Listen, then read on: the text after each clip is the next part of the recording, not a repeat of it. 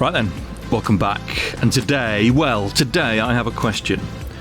What do you get if you cross a Ducati 999 with a Honda SP-1? Voila, I give you the Mondial Piega. Now, I'm not convinced it's a success. Yes, it's handmade. Yes, it's limited edition. Yes, it's carbon fibre. Yes, it has all the right bits. But it's not a looker. It is not a looker. But anyway, setup wise, that's where we ended up. Literally bog standard 2 and 8, apart from the front shock absorber rebound, which is on 4. Everything else is as it is. Okay, half the rebound. That's what we're doing now. So on the rear as well, it's 1 instead of 2. Pros, mega front end grip. Oh my god! If you've watched the videos that I've put out already, the race videos, and I've got a couple in the bank, but once they're done, so we've got the Moto Guzzi MGS01 Corsa thing, whatever it is, and we've got the Ducati, no, not the Ducati, well it is a Ducati, but it's not, the Mr. Martini Flashback 2. Once they're done, I've managed to sort out my sound and vision issues, well at least the sound issues, so I will be live voicing or live recording the racers rather than just being nothing but silence, but there we go. Anyway, front end grip, oh my god, it's got an unbelievable front end on it. It is just perfect. It's exactly where I would like it to be. I know that's not going to be for everybody, but for me, it's just mega. Just lifts the back wheel a little bit. We'll cover that in a minute when we've got it. Great power balance. The grip, power, weight, handling balance is excuse me, is very good. It's not the fastest thing in the world, but it just works. It's just nice. It's a V-twin. I love V-twins. The bigger the better. 1300cc Super Duke, amazing. 1000cc 20-year-old Honda V-twin in a handmade chassis, probably not so much. However, it's still a V-twin. Cons, it's not that fast. It's not. They had 120 horsepower out of the box, so this will be pushing 140, 150, 160 the absolute most. That's with a conservative ride tuning engine. The SP-1 and 2 are better. Well, they are. I think they are. I would much rather have an SP2 than a Mondial Piega, regardless of all the bits and bobs, because I could put Ohlins forks. Excuse me, I am still struggling with getting over this COVID thing. I could put Ohlins forks and lightweight wheels and blah blah blah. But no, for me it doesn't look as nice. So anyway, SP1, SP2 better, and as I just mentioned, the looks are challenging. I was struggling with cons. It's a very well-rounded bike, but we'll have a little look-see, and we'll work out where we are with it. So, where did we go first? Well, we went to the Nürburgring GP circuit, and after a little bit of persuasion for a rider to move out of the way, we were absolutely dead last, 19th, but pretty much stone dead last. And this bike, the front end on it, as I've mentioned, oh my god, even over bumps, normally that is a trip through the gravel trap, and it just takes it. It's just a 2 and 8 setup. I haven't done anything particularly special with it. I just think whoever has figured and measured and done whatever with this bike, the measurements they've got from the Mondial factory or whatever, whoever made it, they've just absolutely aced it with the settings. It's got just enough flex, just enough movement. It doesn't mind twitching about, it doesn't mind moving about on the brakes. It's just, up through the Schumacher S, round the outside of an R7. Well, okay, yes, alright, it's a digital representation, but even so. And then up to the very, very, very quick left-hander, just moving about, just lifting that rear wheel off the floor, a tiny little, I love it. Absolutely love it. Yes, there are faster bikes, and the Flashback 2 is an absolute monster of a thing. However, this is just beautiful. Through the fast right-hander before the chicane towards the end of the lap, and then when you get on the brakes, just picking the back end off. I could sit and watch it all day. It's actually, I'm not quite sure what the II were doing, having a fight in the middle of the chicane, but it is what it is. End of lap 4, we've caught up with a 06 Fireblade-ish. Get on the brakes, and it was one of these where you could just modulate the brake pressure and just run the AI rider all the way out to the edge of the track, trust in the grip on the edge of the tyre, and come back in, and away you go. It was absolutely mega.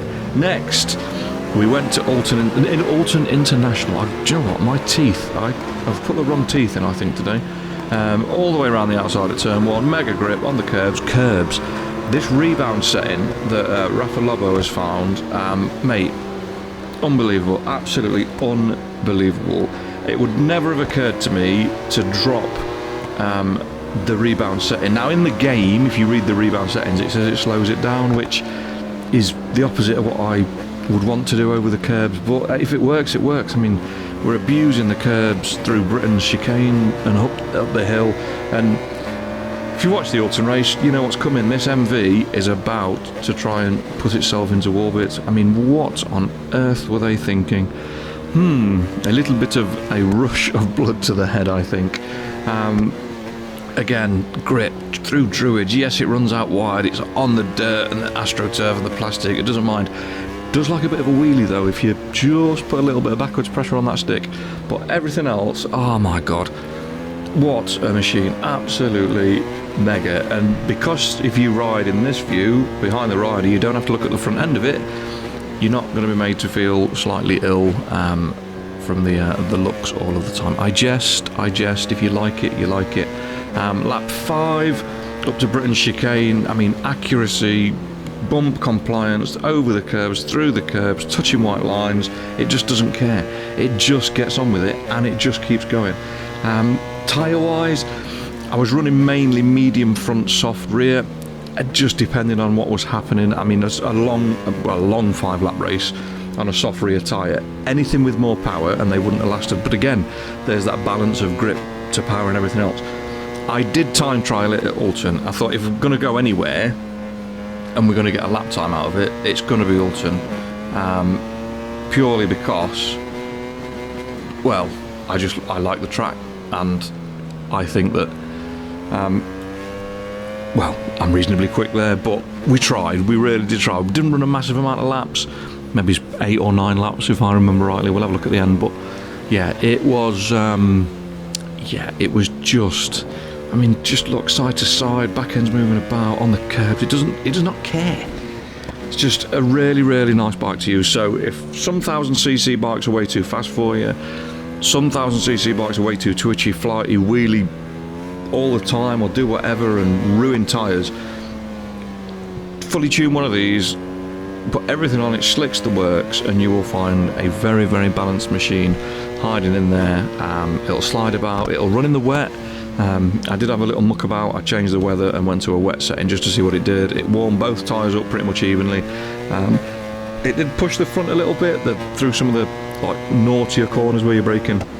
It did, and then it says we've beat all recommended ghosts, which we now know means you've beat all ghosts of a similar performance rating, so there's no one else to beat. 7 laps in the end, 134.5, which in the grand scheme of things wasn't actually that far up the leaderboards, but look at the types of bikes it's sailing with.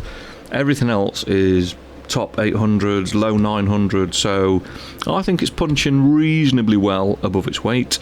And last but not least, excuse me while I trash the joint, we went to Imola, and a slightly underpowered bike with a decent amount of grip at Imola. There was only one thing that was going to happen, and we were going to get nerfed off.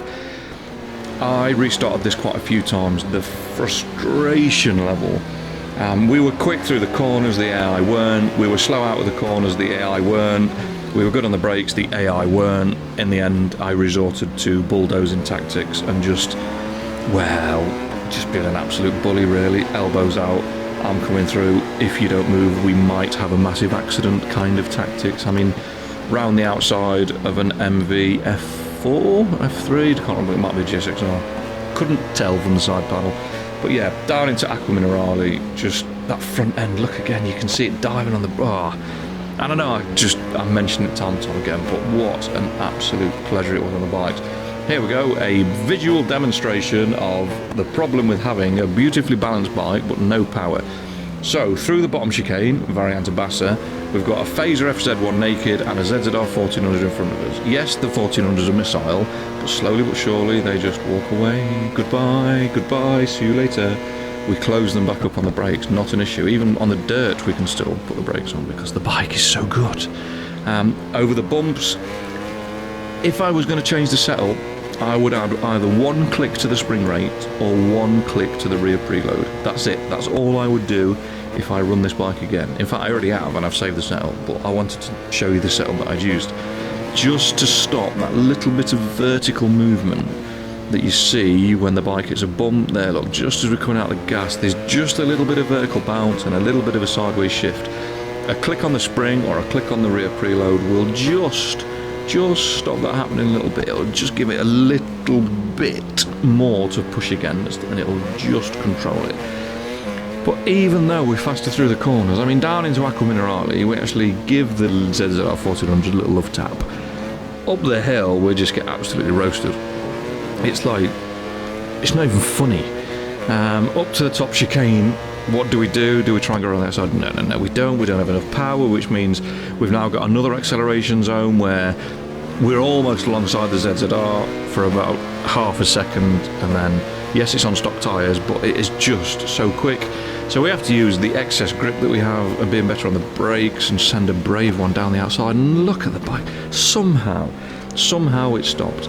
It just, I cannot recommend this bike enough. It is absolutely fantastic. Just don't look at the front end of it. We're miles behind the phaser, we've got the bottom chicane left, and what we're going to do, we're going to have a Hail Mary and try and scare the AI into not accelerating out the corner, and guess what? It works. There you go. So if at first you don't succeed, just plonk the bike alongside it and they will back off the throttle. Not convinced with the AI programming, but it is what it is. But third, you don't win them all.